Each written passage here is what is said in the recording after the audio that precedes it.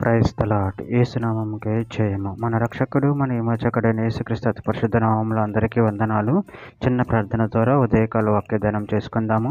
పరిశుద్ధుడ మహాగణుడు అయిన దేవ యేసయ్య, సర్వాధికారి నాయన, మీకే వేలాది వందనములు, కృతజ్ఞత స్తుతి స్తోత్రం చెల్లించుకుంటున్నాను దేవ ఉదయకాలం ప్రభు వాక్య భాగం ధ్యానిస్తుండగా వాక్య భాగం మాకు అర్థమాటలు సహాయం చేసి మీ కృపలో బలపరిచి మీకు మాదిరిగా మమ్మల్ని నడిపించి మీ చిత్తం మా చేతులు జరిగించమని చిన్న ప్రార్థన యేసునామములో అడిగి వేడుకుంటున్నాను తండ్రి. Amen amen. కీర్తనల గ్రంథము 136 అధ్యాయము 1వ వచనము. యెహోవా దయాళుడు, ఆయనకు కృతజ్ఞతాస్తుతులు చెల్లించుడి, ఆయన కృప నిరంతరం ఉండును. ఆమె. దేవుడి వాక్య భాగం దీవించును కాక. ప్రభునందు ప్రియులారా, ఇక్కడ వాక్య భాగంలో గమనించినట్లయితే యెహోవా దయాళుడు, ఆయనకు కృతజ్ఞతాస్తుతులు చెల్లించుడి, ఆయన కృప నిరంతరం ఉండును. అదేవిధంగా ఇక్కడ వాక్య భాగంలో గమనించినట్లయితే కీర్తనల గ్రంథం 103వ అధ్యాయం 8వ వచనం. యెహోవా దయాదాక్షిణ్యపూర్ణుడు, దీర్ఘశాంతుడు, కృపా సమృద్ధి గలవాడు. యెషయా గ్రంథం 55వ అధ్యాయం 7వ వచనం. భక్తిహీనులు తమ మార్గమును విడవవలెను, దుష్టులు తమ తలంపులను మానవలెను. వారు యెహోవా వైపు తిరిగిన యెడల ఆయన వారి యందు జాలిపడును. వారు మన దేవుని వైపు తిరిగిన యెడల ఆయన బహుగా క్షమించును. రోమీయులకు రాసిన పత్రిక 5వ అధ్యాయం 8వ వచనం. అయితే దేవుడు మన యెడల తన ప్రేమను వెల్లడిపరచుచున్నాడు. ఎట్లనగా మనం ఇంకనూ పాపలమై ఉండగానే క్రీస్తు మన కొరకు చనిపోయిను.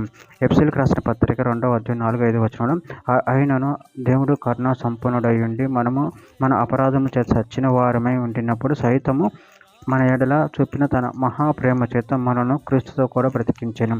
కృప చేత మీరు రక్షింపబడి ఉన్నారు. కీర్తనల గ్రంథం 100వ అధ్యాయం 5వ వచనం.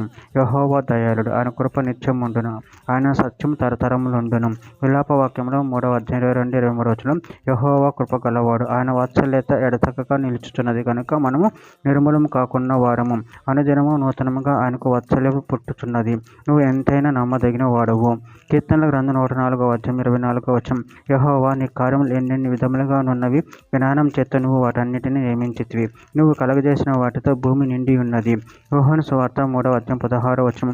దేవుడు లోకమును ఎంతో ప్రేమించిన కాగా ఆయన తన అద్వితీయ కుమారునిగా పుట్టిన వాని యందు విశ్వాసం ఉంచి ప్రతివాడు నశింపక నిత్య జీవం పొందినట్లు ఆయనను అనుగ్రహించెను. చివరిగా ఒక మాట. తెస్సలోనికీయులకు రాసిన మొదటి పత్రిక 5వ అధ్యాయం 18వ వచనం.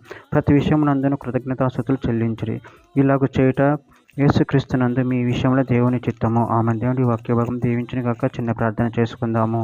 పరిశుద్ధ ప్రేమ గల దేవ యేసయ్య, నాయన మీరు ఇచ్చిన వాక్యదానాన్ని బట్టి ప్రభు కృతం చెల్లించుకుంటున్నాను తండ్రి. మీరు దయాళులు ప్రభువా, ఆయన మీరు కృప కలిగిన వారు తండ్రి. మేము నిత్యం నిన్ను మహింపరచి గణపరచి నీకు కృతజ్ఞత చెల్లించేవారు శక్తిని బలను మాకు అనుగ్రహించి మీ కృపలో బలపరచమని చిన్న ప్రార్థన యేసు నామములో అడిగి పెట్టుకుంటున్నాను తండ్రి. Amen amen.